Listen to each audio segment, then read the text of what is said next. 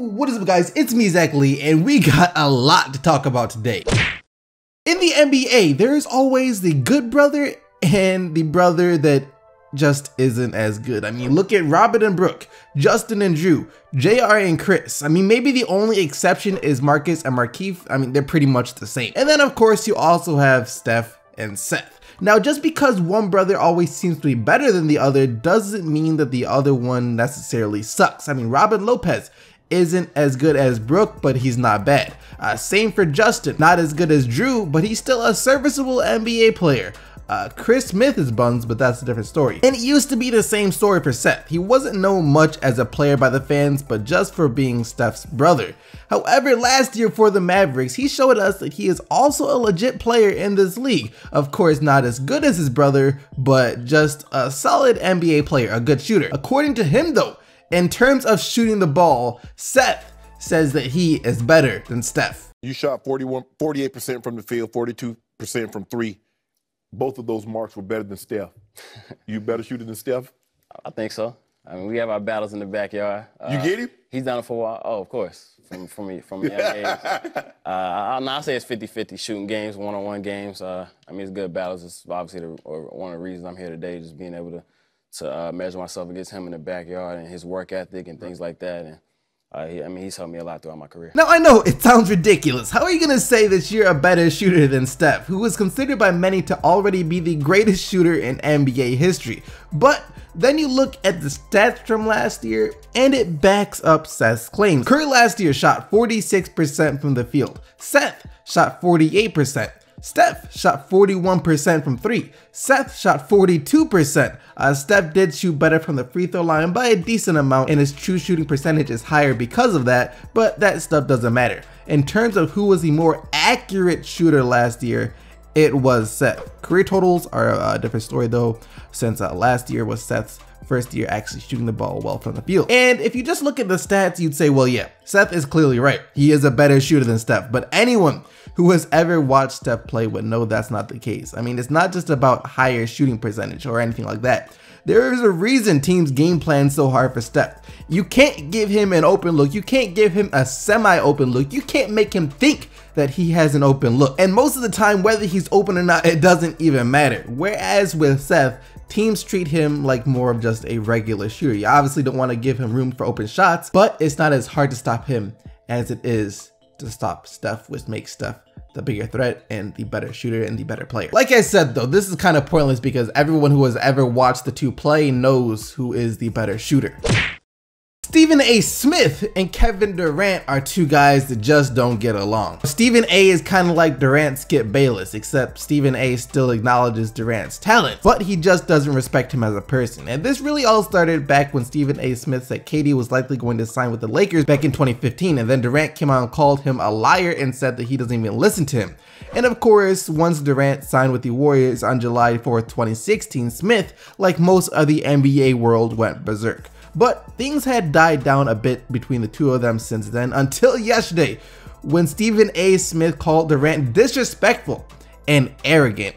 And before I show you the clip, let me just tell you why he feels this way in the first place. It started when the Cavaliers blew out the Celtics by 44 in Game 2, and Smith said the NBA should be embarrassed by the product that it's putting out and that these playoffs have been boring. It's a disgrace, it's embarrassing, and as far as I'm concerned, the NBA should be embarrassed for the product that's been put out there compared to Golden State, San Antonio, and Cleveland this year, because there is so much subpar basketball. And then Durant was asked for his opinion on if it was boring or not, and he said that if people don't like it, then don't watch it. The fans, you know, they always want to see a tight game. They want to see a buzzer beater every game, but, you know, it's not like that sometimes. And, you know, every year has been, you have your years where you have great playoff series, 4 or 5 game sevens, and then some years you have what you see this playoffs. But as players, we want to go out there and win by as much as possible. And play as great as you can.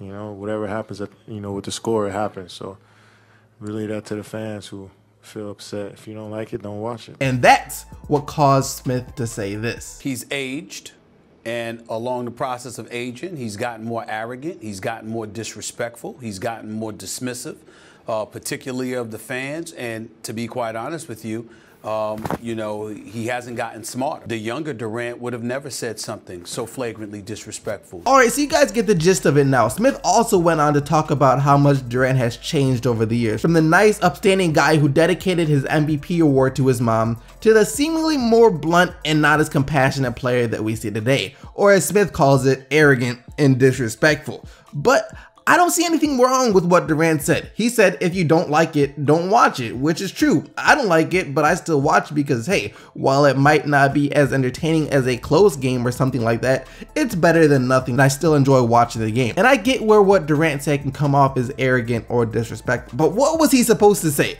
Was he supposed to apologize for winning, say, sorry, these games haven't been entertaining, we won't try as hard in the next one so it can be more entertaining for you guys? No, of course not. And when it comes to Durant's overall personality change, this is just what happens to someone when they're constantly in the media's eye. When everything you do or say gets dissected or twisted to make it seem like you are a bad person or something like that, you're gonna learn not to care about the opinions of others, to be more blunt, to be just more relaxed and carefree.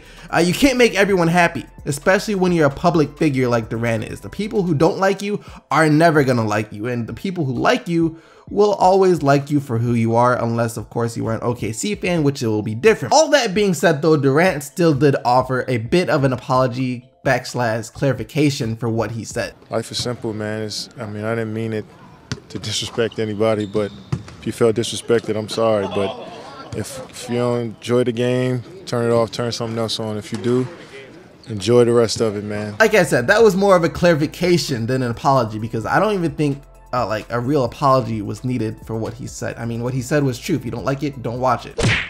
And now with more on the court related news. This is why I said Knicks fans should be a bit worried about Phil Jackson's plans for this offseason. He said in an interview earlier that it would be a stretch to consider the Knicks contenders next year, but he thinks the playoffs are possible, which is a red flag that he might not be looking to go young and actually rebuild. But instead he's going to try and rebuild a competitive team on the fly like he did last year. As a report came out yesterday that said the Knicks hope to revisit the Ricky Rubio trade talks with the Wolves. Now, of course, the Knicks tried to get Rubio at the trade deadline in a swap for Derrick Rose that didn't go down. And after that, Rubio did have a stretch where he somehow was making shots and looking like one of the best point guards in the league. So who knows? Maybe something finally clicked inside of him that will allow him to make shots in the future. But the bottom line is this: the Knicks still need to get young players. Ricky Rubio isn't young, nor is he the veteran leader that you want for a young team, considering, no disrespect to Rubio, but he has accomplished just about as much as a rookie has in this league. I mean, he's never even seen the playoffs yet. So I just don't know what Phil Jackson is thinking, nor do I even know what assets the Knicks will possibly have to trade for Rubio. I hope they're not planning to try and trade any of their draft picks for him. The Miami Heat summer just got a whole lot better. They weren't going to have much salary cap going into the offseason to play around with, but now they will easily be able to offer someone a max contract or assign a couple of players to pretty lucrative deals. Chris Bosh, who sadly hasn't been able to play in over a year now due to health concerns, and the Miami Heat have come to an agreement where Bosh gets paid, but it won't count against the Heat's salary cap. Specific details weren't given because the deal isn't final yet. They just said the two teams agreed to it, and I guess they just have to finalize it before all that stuff comes out. Now, Bosh was owed a little over $50 million for the next 2 years before his contract expired, including $25 million next year. But now with that seemingly about to be off the books, the Heat will have roughly $37 million in cap space to work with instead of the 12-ish they were going to have. And like I said, that is great for Miami, but still though, I hope Bosh is all right, and I hope his health is okay, and it really sucks for his career to have to end this way. Game 4. After LeBron had his worst game of the playoffs in Game 3 and the Cavs blew a 21-point third quarter lead and lost to an Avery Bradley buzzer beater, things weren't looking too good for the Cavs in this one either. The Celtics, of course, were still without their leading scorer in Isaiah Thomas, but if anything, that's only given the other guys more offensive freedom and has caused them to play more of like a team. And a really good team too. I mean, they had a 16-point lead at one point in the second quarter and a 10-point lead headed into the half. But then Kyrie Irving, when he gets hot, there is absolutely no way to stop him. I mean, you can't stay in front of him even when he's not hot. I mean, and you sag off and he'll knock down a jumper with ease.